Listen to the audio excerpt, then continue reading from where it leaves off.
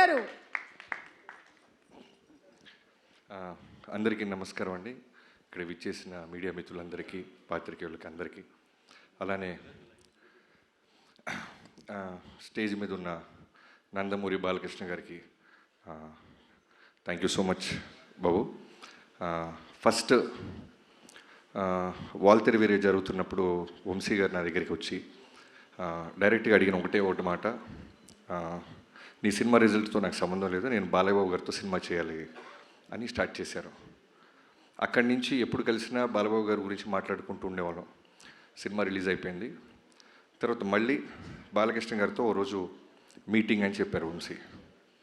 సరే ప్రిపేర్ అయ్యా. నాకు అంతకుముందు ఫస్ట్ టైం నేను బాలకృష్ణ గారిని కలిసింది ఒక 4-5 ఇయర్స్ బ్యాక్ ఎక్కడో పూరి జగన్నాథ్ గారి ఆఫీస్లో ఒక న్యూ ఇయర్కి Jan 1 రోజు పూరి గారు కాల్ చేసి, బాబీ నువ్వు అర్జెంటుగా రా, నీకు ఒక ఎక్స్ట్రాడినరీ పర్సన్ని పరిచయం చేయాలి అన్నారు. పేరు చెప్పలా. నేను చాలా ఉత్సాహంగా కార్ వేసుకొని వెళ్ళిపోయాను. న్యూ ఇయర్ రోజు పైకి వెళ్ళేసరికి సడన్గా ఒక వ్యక్తి చాలా సింపుల్గా కూర్చొని చాలా నార్మల్గా క్యాజువల్గా మాట్లాడుతూ అందరినీ నవ్విస్తున్నారు. అక్కడ చూస్తే బాలయ్యబాబు గారు. నాకు గుండెల్లో డంగ్ డంగ్ డంగ్ డంగ్ అని వెళ్ళి కూర్చున్నాను. చాలా కూల్గా మాట్లాడారు. ఆయన సెన్స్ ఆఫ్ హ్యూమర్ ఆ రోజు ఫస్ట్ టైం నేను చూసా. మనం చాలా వింటుంటాం బాలయ్యబాబు గారి కోపం, బాలయ్యబాబు గారు సీరియస్గా ఉంటారు, అది ఇదని. ఇవన్నీ అన్స్టాపుల్ బిఫోర్. తర్వాత అన్స్టాపుల్ స్టార్ట్ అయిన తర్వాత దానికి ముందుగా తేజు గారికి థ్యాంక్ యూ. బాలయ్యబాబు గారిని దగ్గరగా చూసిన వాళ్ళకే తెలుస్తుంది ఒరిజినల్ బాలయ్యబాబు గారు ఎంత కూల్గా, ఎంత సెన్సిబుల్గా ఉంటారు, ఎంత జాయ్ఫుల్గా ఉంటారు, ఎంత ఫ్రీడమ్ ఇస్తారనేది. అదైన తర్వాత మళ్ళీ వంశీ గారితో పాటు నేను ఒకరోజు ఫైనల్గా ఒక మంచి రోజున బాలయ్యబాబు గారిని కలిసినప్పుడు మాట్లాడుకుంటూ ఆయన ఫస్ట్ నాకు 3 ఆప్షన్స్ ఇచ్చారు. నేను సార్ అని పిలుస్తుంటే, బాబీ నువ్వు 3 ఆప్షన్స్ ఇస్తానమ్మా, 3 ఒకటి చూస్ చేసుకో అన్నారు. ఏంటి బాబు? ఏంటి సార్ అన్న. Call me bro, Bala and one more thing, Bala bro, okay 2 Bala or bro, ఈ రెండిట్లో ఒకటి సెలెక్ట్ చేసుకో అంటే నేను బాలా బ్రో బాబు 3 ఒకటి సెలెక్ట్ చేసుకో అన్నారు. నేను వెంటనే బాబు అన్న, బ్రో అల్లేలో బాలా అల్లేలో. సో అక్కడి నుంచి స్టార్ట్ అయింది బాలయ్యబాబు గారితో. సో ఆ రోజు కథ గురించి తక్కువ మాట్లాడుకున్నాం. ఫస్ట్ ఏం చేశారంటే ఆయన నన్ను చాలా కూల్గా, నేను ఇలా ఉండబోతున్నాను త్రూఅవుట్ సినిమాకి అనేది అర్థమయ్యేలాగా నా ముందు ఆయన ఉన్నారు. చాలా గ్రౌండెడ్, చాలా కూల్గా. అసలు బాలకృష్ణ గారు ఆల్మోస్ట్ 2 అవర్స్ కూర్చుంటే ఇంత కూల్గా ఉంటారా అని ఒక పాజిటివ్ ఎనర్జీ. నిజంగానే ఆరా అని మాట్లాడుతుంటాం కదా, మనం ఆ ఆరాని చాలా రేర్గా చూస్తుంటాం, టెంపుల్స్లో ఉంటుంది. నేను ఆ రోజు విట్నెస్ చేశాను ఒక ఆరాని. ఆయన మాట్లాడుతుంటే, ఆయన ముందు కూర్చున్నప్పుడు తెలియకుండానే ఒక వైబు. మనలో ఏదైనా చిన్న భయాలు ఉంటాయి, అన్నీ పోతున్నాయి. అక్కడి నుంచి మొదలెట్టి కథ కంటే ముందు బాబీ మనం ఏం చేద్దాం అని మాట్లాడుతూ ఆయన ఇస్తున్న ఫ్రీడమ్తో ఆదిత్య 369లో ఉన్న ఒక విజువల్ చూపించారు ఆయన. సో మేము ఆల్రెడీ ఒక ఐడియా అనుకుంటున్నాం, ట్రావెల్ అవుతున్నాం. ఈ క్యారెక్టరు ఆయన ఇప్పుడు మాట్లాడేది ఏంటంటే, నన్ను నా కోసం, నాన్నగారి తర్వాత నా కోసం వస్తున్న అభిమానుల కోసం నేను ఏదైనా కష్టపడతాను బాబీ. సో వాళ్ళు ఏం కోరుకుంటారు, సో వాళ్ళకి ఏదైనా ఇవ్వాలి అంటూ ఆ క్యారెక్టర్ గురించి చెప్పారు ఆయన. సో వెంటనే నేను నా టీంతో కూర్చొని వెళ్తున్న కథలో నుంచి మెల్లగా ఆ క్యారెక్టర్ని, ఆ లుక్లో ఉన్న క్యారెక్టర్ని ఇప్పుడున్న ప్రజెంట్ జనరేషన్కి దానికంటే నెక్స్ట్ బెస్ట్ ఇవ్వాలని కూర్చొని వర్క్ స్టార్ట్ చేసాం. నాకు తెలిసి కథ విషయంలో నేను ఎప్పుడు వినలేదు. బాలకృష్ణ గారితో కొన్ని ఫ్యూ మీటింగ్సే. కథ లాక్ అయిన తర్వాత మళ్ళీ ఏ రోజు ఎక్కడైనా ఒక మ్యాక్సిమం చాలా రేర్గా అడుగుతుంటారు ఆయన. అది కూడా ఎలా అడుగుతారంటే, బాబీ గారు ఇది ఓకేనమ్మా, ఇది ఓకే చూసుకో ఒకసారి, ఇది ఇలా కూడా చూడొచ్చా, ఇది ఇలా కూడా చెప్పచ్చా అంటే దాంట్లో ఏదో ఉన్నట్టు. సో వెంటనే నేను టీంతో బౌన్స్ బ్యాక్ వెళ్ళి వర్క్ చేయటం మొదలెట్టామని. అలా చాలామంది బాలయ్యబాబు గారికి ఫ్యాన్స్ ఉంటారు, డైహార్డ్ ఫ్యాన్స్ అంటారు. నేను వర్క్ చేసినప్పుడు నేను రాసిన ఒకే ఒక పదం, ఆయన గురించి నేను తెలుసుకున్న తర్వాత రాసిన ఫస్ట్ డైలాగ్, ఒకడెవడో అంటాడు సినిమాలో, ఇతనికి శత్రువులు ఎక్కువ అని.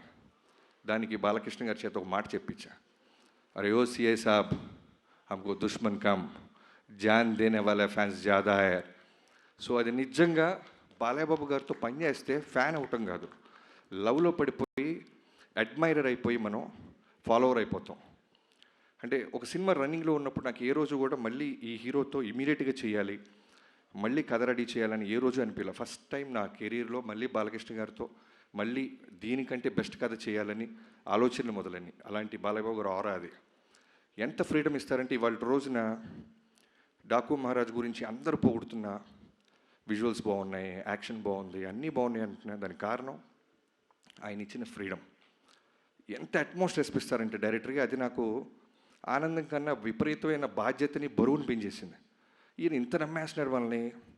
అంటే లిటరల్గా చెప్తున్నాను, ఓ డైరెక్టర్ వెళ్తున్నప్పుడు ఆయన సిగరెట్ కూడా తాగరు. అంటే ఆయనకున్న స్టార్డమ్కి, ఆయనకున్న ఆరాకి, ఆయనకున్న ఫిల్మోగ్రఫీకి. నాకు 6వ సినిమా నేను దాక్కుని వెళ్ళాల్సి వచ్చేది. ఆయన నన్ను చూసి సిగరెట్ పడేస్తారు, వెంటనే లెగిసి మాట్లాడతారు, డైరెక్టర్ గారు వస్తున్నారు సైలెంట్గా ఉండండి అంటారు. ఇలాంటి ఒక ఒక ఒక సూపర్ స్టార్డమ్ ఉన్న హీరో ఎందుకు గాడ్ ఆఫ్ మాసెస్ అయ్యారు, ఇవన్నీ నేను దృష్టిలో పెట్టుకొని ఏదో ఒక విధంగా ఇంత ఫ్రీడమ్ ఇస్తున్నారే, ఇంత గాడ్ ఆఫ్ మాసెస్ హీరో నా చేతిలో ఉన్నారు కదా, మనం బెస్ట్ ఇవ్వాలి అని ఇప్పటిదాకా నేను గర్వంగా చెప్తున్నాను. ఇంకా వర్క్ చేస్తూనే ఉన్నాను, చేస్తాను కూడా. ఈ సినిమా జాన్ 12న ఒక టీం అందరం కలిసి, ఇది నా ఒక్కడి కృషి కాదు, హానెస్ట్గా చెప్తున్నాను, ఒక సైన్యంతో. ఇంకో డైలాగ్ కూడా ఉంటుంది, ఎవడో అంటాడు ఆయన వెనకాల ఒక ముఠా ఉంది అనేదో, అంటే ముఠా కాదు సైన్యం అంటారు.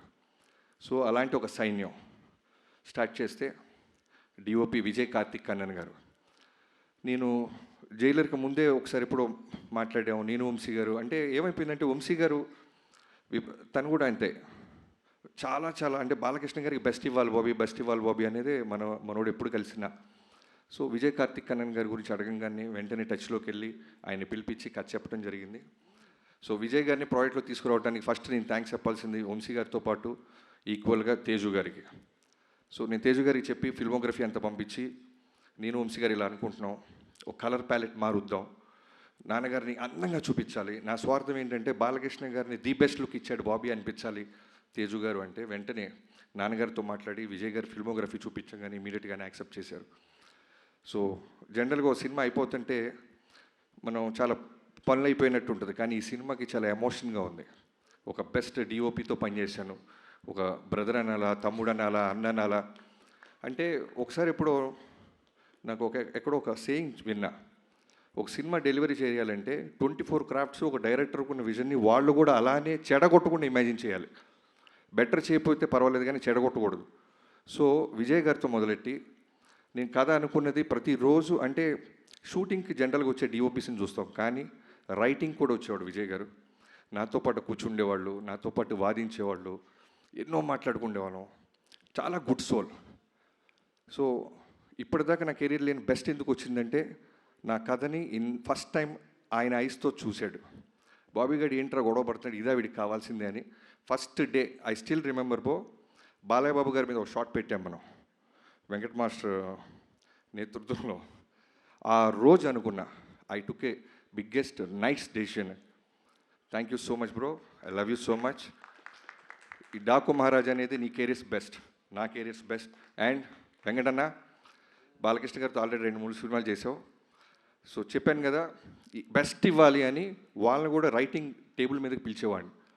సో తను కూడా మాతో పాటే కూర్చొని మిగతా సినిమాలు చాలా సినిమాలు క్యాన్సిల్ చేశాడు బాబు మన సినిమా కోసం. తను డేట్స్ ఎగ్గొట్టి బాలకృష్ణ గారికి బెస్ట్ ఇవ్వాలని ఎన్నో సిట్టింగ్స్కి వచ్చి నీ బెస్ట్ ఇచ్చావన్నా.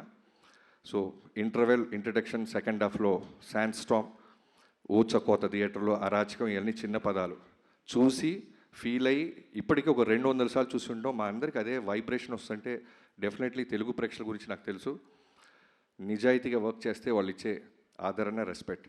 అలానే తమనన్నా వెళ్ళిపోయారా అన్న, నువ్వు అక్కడికి వెళ్ళాలన్నా, నీకు వర్క్ ఉందన్నా.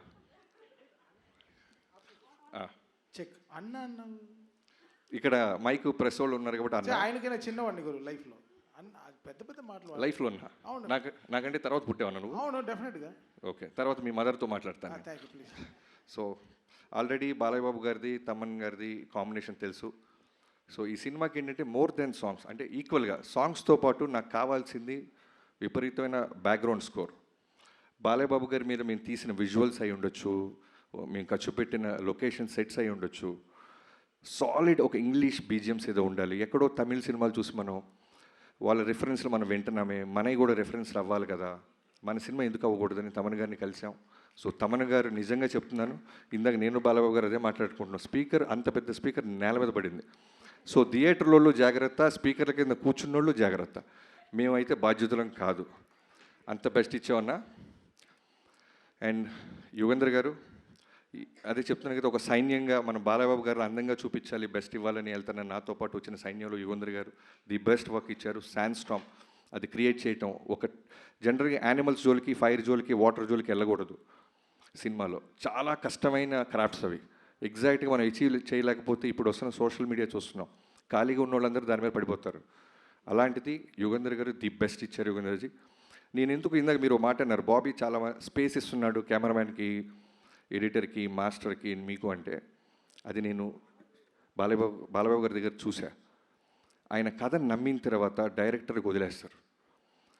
అంటే అలా వచ్చి కూర్చొని పొద్దున్నే 7 6 వచ్చి కూర్చొని, ఎండైనా, వానైనా, వర్షమైనా, తుఫానైనా, ఏమైనా సరే, ఇందాక చాలా మంచి రిఫరెన్స్ చెప్పావు బ్రో, ఫైర్లో చేసాం, స్పార్క్స్ పడుతున్నా కళ్ళార్పరు, శాండ్ స్టామ్ విపరీతమైన చుట్టూ ప్రొఫైలర్స్ పెట్టి గుర్రం నుంచి బాలబాబు గారిని తీసుకొస్తుంటే కన్నార్పరు, వర్షం పడుతున్నా అలానే ఎంత ఇంటెన్స్గా ఉంటారంటే చేసి మళ్ళీ దగ్గరికి వచ్చి మీకు ఓకేనా.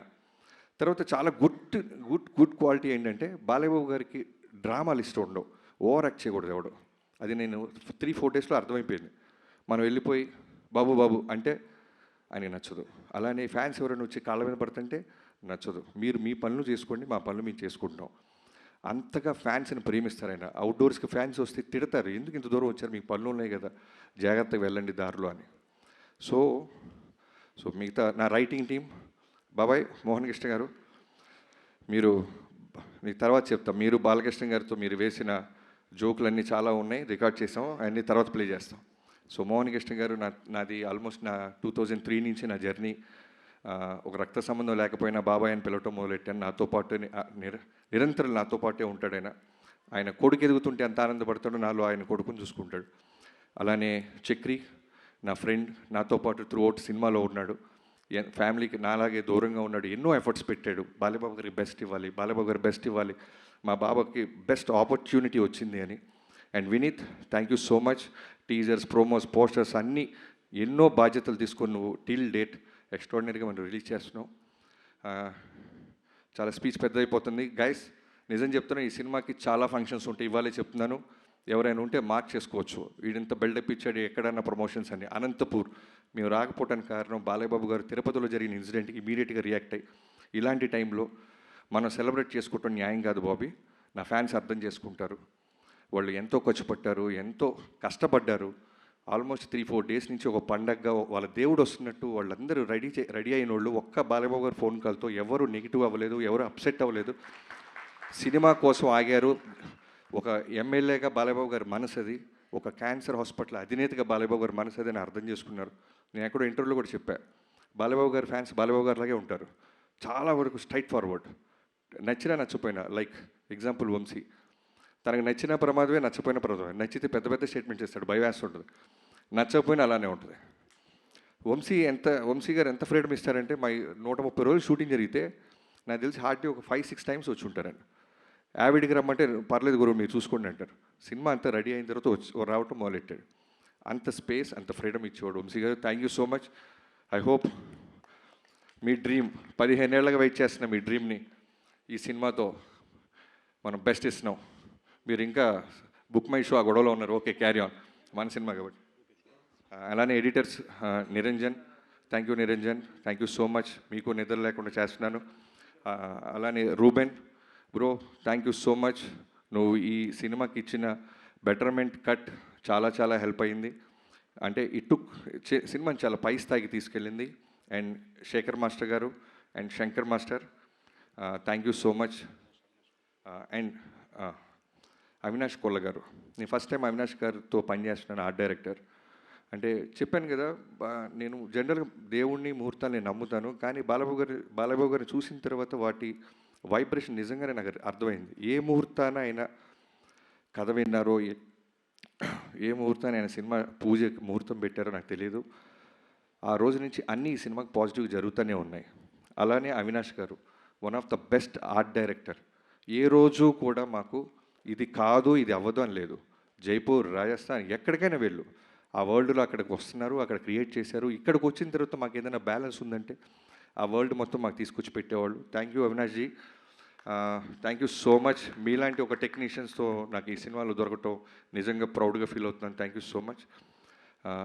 స్టేజ్ మీద ఉన్న మిగతా హీరోయిన్స్ అందరికీ, ప్రజ్ఞ, థ్యాంక్ యూ సో మచ్ ప్రజ్ఞ. నువ్వు ఎప్పటి నుంచో మనం మాట్లాడుకుంటున్నాం, కానీ ఎప్పుడు కథలో నేను అనుకున్న క్యారెక్టర్కి తను ఎప్పుడు నేను అప్రోచ్ అవ్వలేకపోయాను.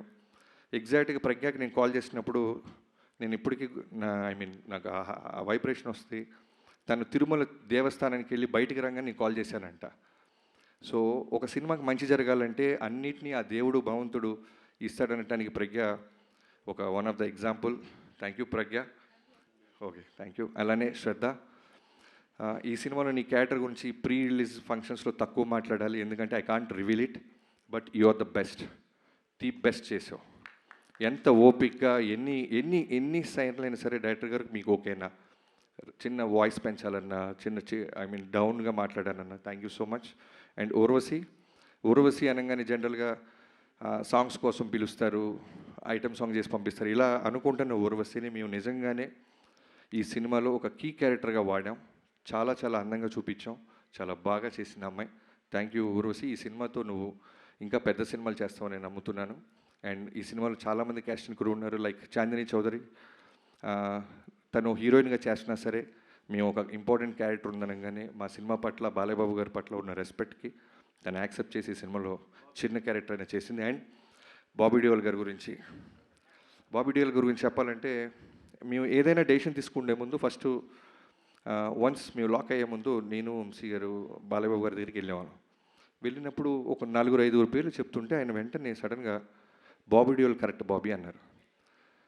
నాకు బాబు అన్న, బాబీ డియోల్ 100% కరెక్ట్ బాబీ గారు, ఒకసారి మీరు ఆలోచించండి, మీరు చెప్తున్న ఈ క్యారెక్టరేషన్కి ఆర్క్కి పర్ఫెక్ట్గా ఉంటాడు, ఇమీడియట్గా మీరు టచ్లోకి వెళ్ళండి, లేట్ చేయొద్దు అన్నారు. సరే మేము 2 రోజులు టైం పడుతుంది, మళ్ళీ కాల్ చేశారు, బాబీ మీరు వెళ్ళారమ్మా బాబీ డియోల్కి టచ్లోకి. బాబు రేపు వెళ్ళండు, లేదు త్వరగా వెళ్ళండి, నా ఇంటెన్షన్ చెప్తుంది ఈ సినిమాకి తనకి అన్నారు. సరే వెళ్ళాం, కథ చెప్పాం, ఇమీడియట్గా ఈ సెట్ ఓకే. అది మేము చెప్పిన కొన్నాళ్ళకి యానిమల్ సినిమా రిలీజ్ అయ్యి బ్లాక్ బస్టర్ అయింది. సో అప్పుడు అర్థమైంది బాలయ్యబాబు గారు ఎక్కడ ఆయనకి సెన్స్ చేశారు, ఈ సినిమాకి చాలా న్యాయం చేస్తాడు బాబీ.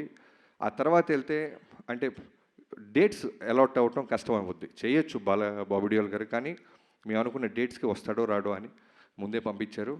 సో బాబీ డియోల్ గారు ఈ సినిమాలో ఆఫ్టర్ యానిమల్ చాలా చాలా చాలా స్ట్రాంగ్ క్యారెక్టర్ చేశాడు, చాలా చాలా బాగా చేశాడు. Very very very good soul person, బంగారం, పేరుకి విలన్ అయినా సరే చాలా బంగారం. థ్యాంక్ యూ బాబీజీ. తను కూడా నిన్న మాట్లాడాడు, ఈ సినిమాకి చాలా ఫంక్షన్స్ ఉంటే నాకు అర్థమవుతుంది Bobby, I definitely come to Anantapur అన్నారు. వీఆర్ లుకింగ్ ఫార్వర్డ్ బాబీ గారు. అండ్ ఎవరైనా మర్చిపోతే నాకు క్షమించాలి.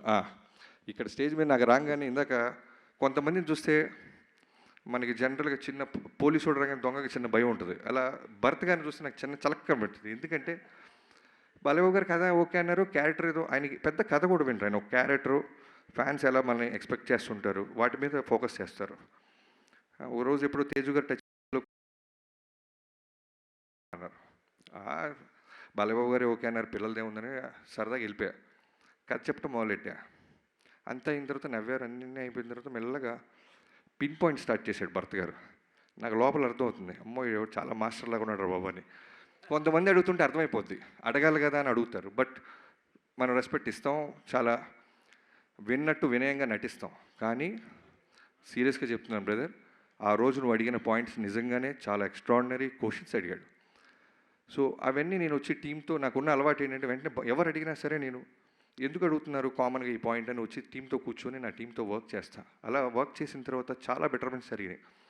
ఆ తర్వాత ఎప్పుడో తేజు గారికి నేను టీజర్ ఏదో రెడీ అయింది చూస్తారా అంటే భర్త గారు కూడా వస్తున్నారన్నారు. మళ్ళీ టెన్షన్, అమ్మో వస్తున్నా, ఇప్పుడు ఆల్రెడీ సినిమా తీసేసాం చూసి ఏమంటారా. రాగానే సర్ప్రైజింగ్గా ఒక అరగంట సినిమా చూపిస్తే తెగ ఎంజాయ్ చేశారు, ఆయన నవ్వుతూనే ఉన్నారు. ఆ రోజు ఫిక్స్ అయిపోయా, ఈ సినిమా బ్లాక్ బస్టర్. ఎందుకంటే ఆయనలో మాస్ ఆడియన్ ఉంటాడు, చాలా చాలా చాలా సెన్సిబుల్, లైక్ అమీర్ ఖాన్ గారి గురించి వింటుంటాం, చాలా రూటెడ్గా పాయింట్స్ పట్టుకుంటారు. సో అలాంటి ఆడియన్ ఉన్నారు. సో థ్యాంక్ యూ భరత్ గారు, మీకు సినిమా నచ్చిన రోజు నేను ఫిక్స్ అయ్యి నేను నిజంగా గర్వంగా ఆ రోజు నుంచి కొత్త కారుకి అడ్వాన్స్ కూడా ఇచ్చా. భరత్ గారికి నచ్చిందంటే ప్రపంచానికి నచ్చిందని. సో థ్యాంక్ యూ తేజు గారు, thank you so much. Suma గారు థ్యాంక్ యూ. క్షమించాలి ఇంకేమైనా మర్చిపోతే. నిజంగానే మిక్సింగ్లో ఇంకొక చిన్న వర్క్ ఉంది, నేను బయలుదేరాలి. బాబు బాబు థ్యాంక్ యూ సో మచ్. నా లైఫ్లో ఈ cinema Daaku Maharaj with NBK గారు 109 నా లైఫ్లో మర్చిపోలేను. నేను జనరల్గా పెద్ద పెద్ద స్టేట్మెంట్స్ ఈను, తొడలుగా కొట్టను. మీకోసం స్టేజ్ మీద సక్సెస్ రోజు తొడ కొడతా బాబు. తొడ కొట్టే సినిమా తీసాం, మిమ్మల్ని అందంగా చూపించాం, మిమ్మల్ని ఎమోషనల్గా చూపించాం. బాలబాబు గారిలో ఎంత మంచి నటుడు ఉన్నారో మనకు తెలియంది కాదు. సో బాబీ సైడ్ నుంచి ఎక్కడో రవ్వంతా నా సైడ్ నుంచి ఏదో తీసుకురావాలి. బాలబాబు గారితో అందమైన కాస్ట్యూమ్స్ వేయించాలి. బాలబాబు గారితో అగ్రెసివ్ యాక్షన్ చేయాలి. చాలామంది నా ఫిల్మోగ్రఫీలో సినిమాలు చూసి ఇంట్రో బాగా తీస్తావు ఇది అంటారు. సో బాలకృష్ణ గారితో చేస్తున్నప్పుడు నాకేమైపోయిందంటే, నేను మా పాపతో సింగపూర్ వెళ్ళాను 2 years బ్యాక్. నిజంగా ఫస్ట్ టైం లైఫ్లో ఒక పెద్ద జూ ఉంది, సింహాన్ని చూసా. అంటే భయము ఆశ్చర్యం రెండుకి వెళ్ళినాయి. ఓ సింహం ఇంత ఉంటుందా, అది చాలా సైలెంట్గా చూస్తుంటుంది సింహం. మామూలు మిగతా యానిమల్స్లో గొడవ చేయదు, అటు ఇటు జంప్, సెటిల్డ్గా అలా చూస్తుంది. అది అలా ఫాలో అవుతుంది నన్ను, నేను కార్లో ఉంటే. సో దాన్ని చూసినప్పుడు ఏ అయితే వైబ్రేషన్ వచ్చిందో బాలయ్య గారు చూసినప్పుడు అదే వైబ్రేషన్ ఉండేది. చాలా కామ్గా ఉంటారు ఆయన. నువ్వు ఏమి ఇచ్చినా సరే యుద్ధానికి రెడీ అంటే రెడీ అవుద్ది సింహం. లేదు సైలెంట్గా ఉండంటే సైలెంట్గా కూర్చొని అలా సర్కస్ అలా చూస్తుంటుంది. బట్ మేము డీల్ చేసింది సర్కస్లో సింహాన్ని కాదు, అడవిలో సింహంతో ఒక అద్భుతమైన ఆట ఆడాం. ఆ ఆట Jan 12th రాబోతుంది. మిగతా వాళ్ళందరికీ పేరు ఎవరైనా మర్చిపోతే నాకు క్షమించాలి. Thank you so much.